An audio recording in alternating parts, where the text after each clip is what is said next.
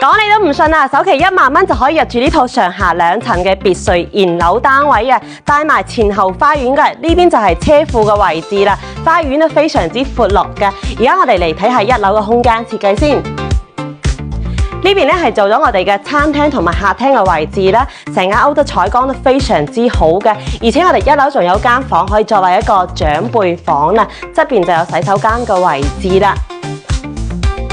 而家嚟睇下後花園嘅位置啦。呢個後花園咧都係非常之闊嘅，有去到150平方嘅。呢個位置咧用嚟同你嘅親朋戚友 BBQ 啦。再到呢邊咧就係一個大花園嚟嘅，可以做翻一個魚池啦，或者種花種菜，畫翻個游泳池又係可以嘅。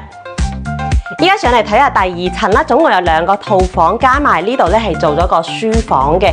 呢間書房咧可以欣賞到出邊嘅湖景嘅。咁而家你睇下呢邊咧就係你嘅主人房啦。